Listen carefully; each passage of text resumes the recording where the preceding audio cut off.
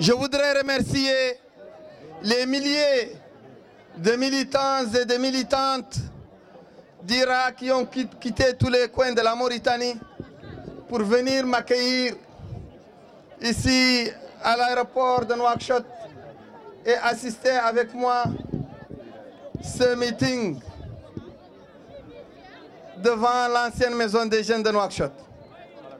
Je voudrais tout d'abord leur dire toute ma gratitude, tous mes remerciements de leur accompagnement indéfectible à toutes les actions que j'ai menées au nom de l'IRA en tant que président, de tous les actes forts que j'ai pesés pour lutter contre l'injustice et déconstruire le système des inégalités, le système de la gouvernance raciste et esclavagiste qui est érigé en Mauritanie depuis sa naissance.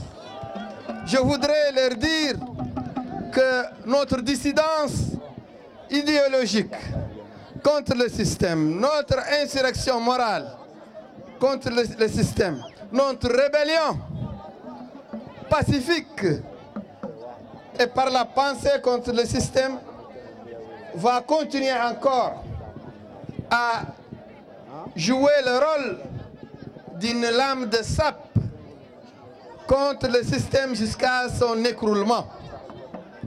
Je voudrais dire que notre engagement est un engagement au profit des victimes de l'esclavage, au profit des victimes de toutes sortes d'arbitraires, quelle que soit leur origine, quelle que soit leur langue, quelles que soient leurs ethnies ou leurs couleurs. Notre engagement est au profit des populations noires victimes d'épuration ethnique pendant les années de braise et qui n'ont pas vu encore ces injustices redressées, corrigées par l'État qui en est responsable. Je voudrais dire que nous nous dressons toujours et indéfectiblement, en tous lieux et en toutes circonstances, à côté des veuves et des orphelins, des cadres et personnalités noires assassinés par le système entre les années 1986 et 1992. Je voudrais dire que l'État mauritanien doit répondre aux demandes légitimes de toutes ces tranches de victimes de violations des droits de l'homme. Je voudrais réitérer ici toute ma dénonciation de l'enrôlement qui prend la tournure d'une séquestration d'une partie de la population mauritanienne de leur identité, de leur nationalité.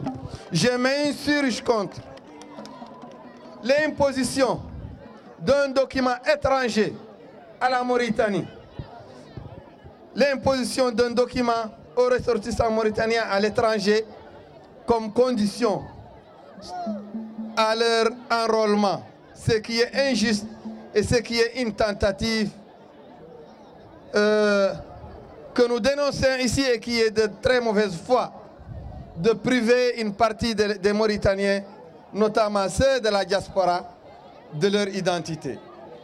Je réitère ici ma position que nous renvoyons deux ados, les deux têtes du serpent, les deux têtes du même système, le système esclavagiste et raciste, le système prédateur des droits de l'homme que sont l'opposition et le pouvoir.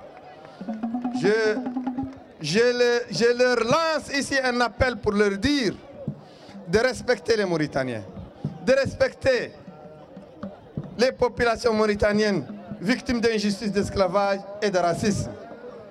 Je leur dis ici qu'aucun pouvoir ne se maintiendra, qu'aucun homme, qu'aucun gouvernement ne se maintiendra au pouvoir sans le soutien de IRA et qu'aucun groupe n'accédera au pouvoir sans le soutien de IRA.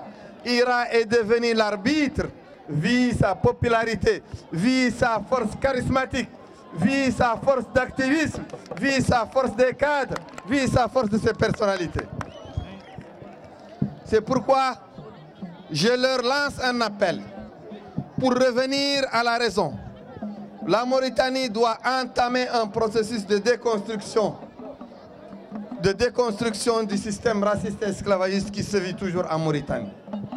Le vernis ne colle plus.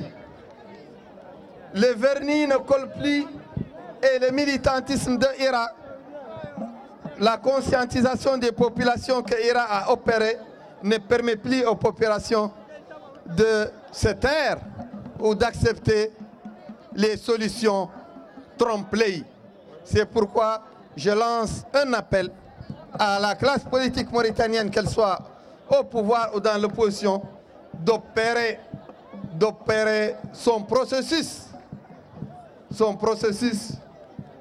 de changement et de transformation et de réajustement vers la déléance, vers les déléances des populations victimes, hélas, très nombreuses et qui sont les seuls maîtres de la destinée de ce pays. Et je vous remercie.